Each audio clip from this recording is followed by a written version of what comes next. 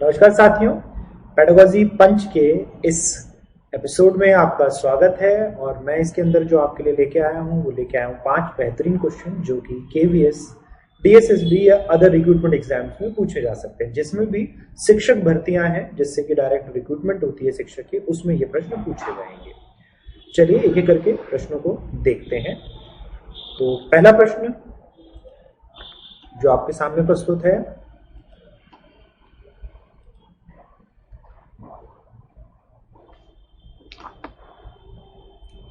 which of the following practices promote meaningful learning?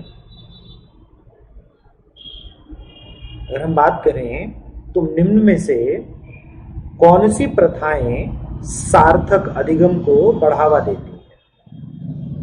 Promote meaningful learning. अब अगर मैं meaningful learning के हिसाब से बात करूं तो यहां पर हमें दे रखा है कॉर्पोरल पनिशमेंट। तो कॉर्पोरल पनिशमेंट हमें मीनिंगफुल लर्निंग नहीं देगी। शारीरिक दंड हमें अर्थ नहीं देगा क्योंकि दंड से बच्चा अर्थ नहीं निकाल सकता। कोऑपरेटिव लर्निंग, जब बच्चा सहयोगात्मक अधिगम करता है तो ये सामाजिक सहयोग अर्थों में अपने वातावरण में चीजों को समझता है, ये कॉन्टेक्स्ट ऑफ द कोऑपरेशन समझता है। तो यहां पर बच्चे के लिए एक अर्थ हमें देखने को मिलता है। तो ये कथन हमें ठीक देखने को मिलता है।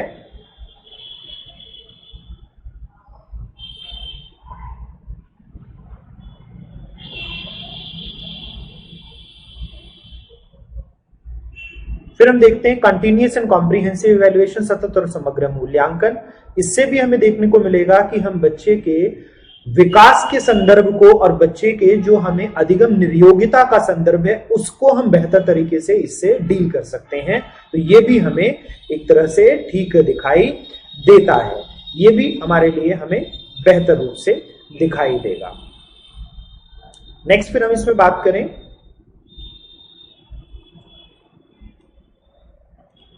तो यहां पर हम पाते हैं अगला जो हमारा है क्वेश्चन, अगला जो ऑप्शन है कांस्टेंट कॉम्पेरेटिव इवैल्यूएशन। तो जब कंपैरेटिव इवैल्यूएशन होगा, तुलनात्मक मूल्यांकन होगा, तो ये बच्चे में नकारात्मकता लेके आती है। It brings negativity to the child. तो ये भी हमें देखने को नहीं मिलता। तो यहां पर हमें दो कथन देखने को मिलते हैं, सेकंड और थर्ड ठीक है।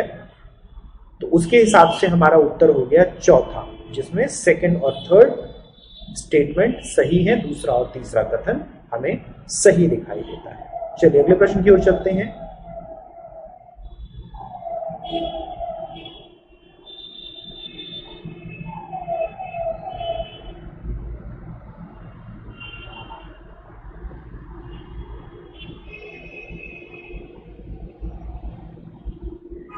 The National Education Day is celebrated every year on.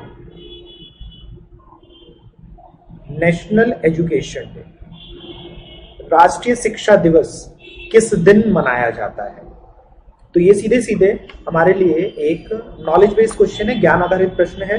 तो हम देखेंगे कि 11 नवंबर को हम पाते हैं नेशनल एजुकेशन डे मनाया जाता है।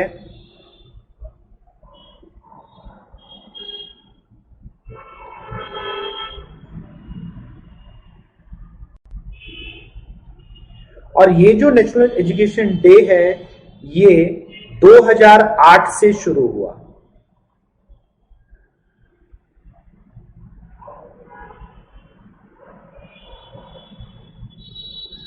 ये 2008 से शुरू हुआ। ये क्यों मनाया जाता है? ये मनाया जाता है, पहले हमारे जो एजुकेशन मिनिस्टर थे इंडिपेंडेंस इंडिया के, फर्स्ट एजुकेशन मिनिस्टर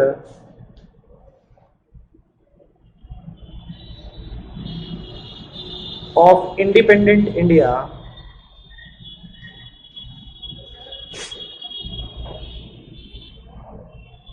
स्वतंत्र भारत के पहले शिक्षा मंत्री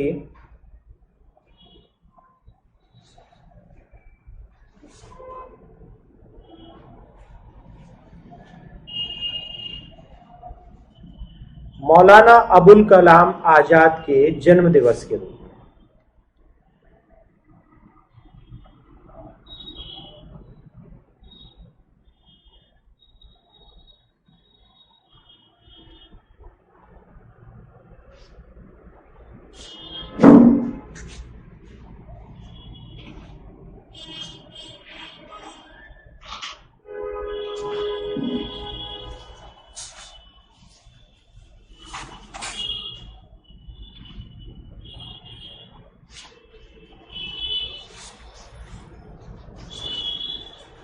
तो 11 नवंबर हमारे लिए रहेगा। इसके बाद अगर हम 2 अक्टूबर देखें तो ये महात्मा गांधी हमारे जो राष्ट्रपिता है उनके जन्म दिवस है।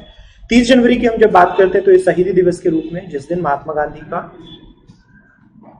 देहांत हुआ, यानी उनको गोली मार दी गई थी 30 जनवरी 1948 को। और फिर हम देखते हैं 31 मार्च को। 31 मार्च का कोई ऐसा सिग्निफिकेंस नहीं है, तो 11 नवंबर हम इस स्वरूप में देखते हैं। तो चलिए अगले प्रश्न की ओर चलते हैं।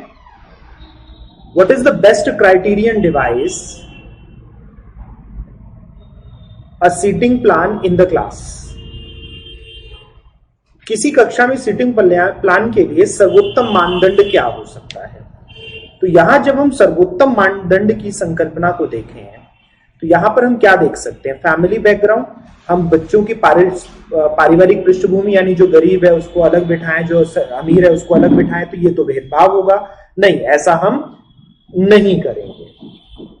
ठीक है। नेक्स्ट फिर हम इसमें देखें तो हम बात करें personal relation with the students, जो व्यक्तिगत संबंध होंगे विद्यार्थियों के साथ हमारे, उसके ऊपर हम इसको बिठाएंगे। तो नहीं, रिलेशन का भी हमारा आधार हमें देखने को नहीं मिलेगा। हम रिलेशन के आधार पर भी ये काम करते हुए नहीं देखेंगे। फिर हम किसके ऊपर बात करें तो फिर हम बात करेंगे उनकी हाइट के हिसाब से या इंटेंसिटी ऑफ विजन।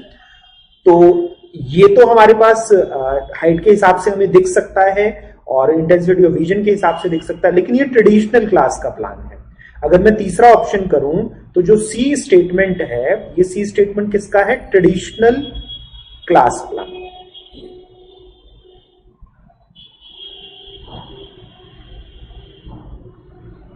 ये परंपरागत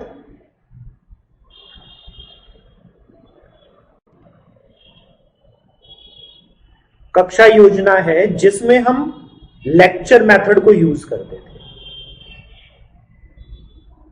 अब लेक्चर मेथड में हम ब्लैक बोर्ड का इस्तेमाल करते थे, व्याख्यान विधि में हम बोर्ड का श्यामपट्ट का इस्तेमाल करते थे। तो उसमें हमें बच्चों की हाइट के हिसाब से ज्यादा हाइट वालों को हम आगे नहीं बिठाते हैं और जिनकी दृष्टि में बाधा है उनको भी हम पीछे नहीं बिठाते हैं।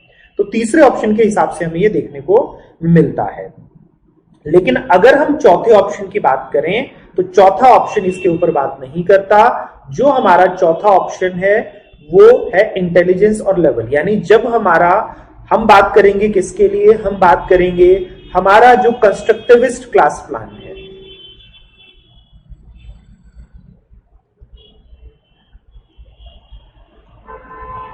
जिसमें हम लर्निंग बाय डूइंग करते हैं, यानी हम एक्टिविटीज करवाते हैं बच्चों से, जिसमें हम लर्निंग बाय डूइंग करते हैं, यानी हम एक्टिविटीज करवाते हैं बच्चों से। जो निर्माणवादी कक्षा योजना है,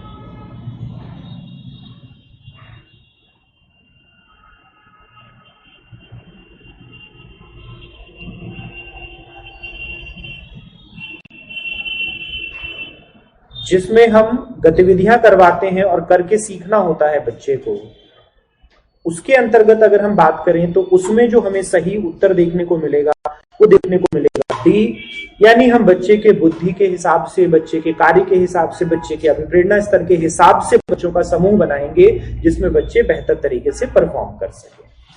चलिए अगले प्रश्न को देखते हैं। The focus is on using the language rather than analysis of the language, and grammar is taught implicitly rather than explicitly. भाषा के विश्लेषण के बजाय भाषा का उपयोग करने पर केंद्रित है। जब हम भाषा का उपयोग करते हैं, when we are actually using the language, और इसके माध्यम से हम भाषा शिक्षण की बात करते हैं, भाषा के से, तो इसे कहा जाता है कम्युनिकेटिव अप्रोच। इसी का नाम है संप्रेषणात्मक दृष्टिकोण, जिसमें मुख्यतः भाषा के प्रयोग के द्वारा संप्रेषण को सीखना होता है। तो यहां पे उत्तर दूसरा है। डायरेक्ट अप्रोच में इंग्लिश में केवल स्पीकिंग होगी, या भाषा में जो टारगेट लैंग्वेज है केवल उसमें स्पीकिंग होगी। ग्रामर ट्रांसलेशन लैंग्वेज में फर्स्ट लैंग्वेज को सेकंड लैंग्वेज में ट्रांसलेट करके हम सेकंड लैंग्वेज को सीखेंगे। और स्ट्रक्चरल अप्रोच में हमें टारगेट लैंग्वेज के जो हमारी लक्षित भाषा होती है उसके स्ट्रक्चर्स दिए जाएंगे, उसकी संरचना दी जाएगी, और फिर हम उसके हिसाब से सीखेंगे। ठीक है, तो यहां पे उत्तर हमें दूसरा देखने को मिलेगा। चलिए लास्ट को देखते हैं। तो इसमें हम देखेंगे तो यह है children learn language by imitation, this statement. बच्चे अनुकरण से भाषा सीखते हैं, यह कथन।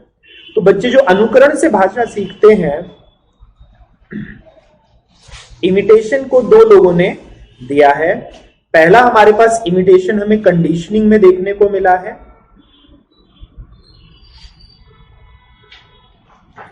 हमें अनुबंधन में देखने को मिला है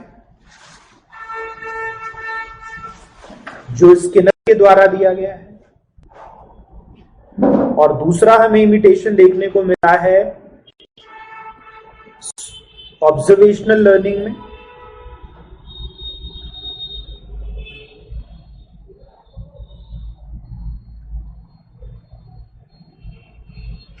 प्रेक्षणात्मक अधिगम में,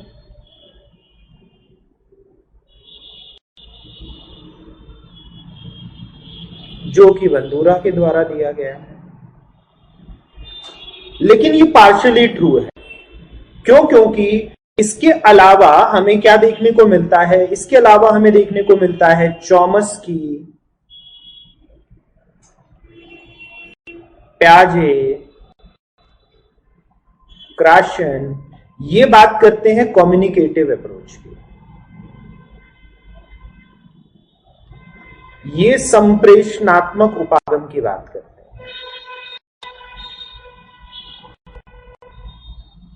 जिसमें हम चॉमस्की को लैड जैसी थ्योरी देखने की बात करते हैं, जो कि एक्विजिशन बेस्ड है।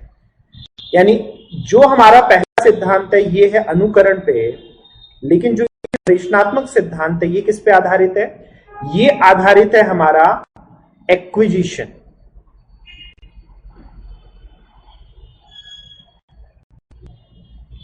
अर्जन पे। तो इसीलिए ये पार्शियली ट्रू है, ये आंशिक रूप से सत्य है, क्योंकि न केवल इमिटेशन होगा बल्कि एक्विजिशन भी होगा, अर्जन भी होगा। और अर्जन होगा तो चॉमस्की, प्याजे और वाइगोस्की हो गए, क्राशन हो गए, ये सब बात करते हैं लैंग्वेज एक्विजिशन की। तो साथियों ये था आज का पेडागोजी पंच। उम्मीद करता हूं कि आपको सारे प्रश्न बहुत बेहतर तरीके से समझ आए होंगे। आगे ऐसे ही क्वेश्चन लेके मैं फिर आपके सामने प्रस्तुत होऊंगा। जो लोग इस वीडियो को देख रहे थे उन सभी का धन्यवाद। फिर मिलेंगे साथियों, नमस्कार।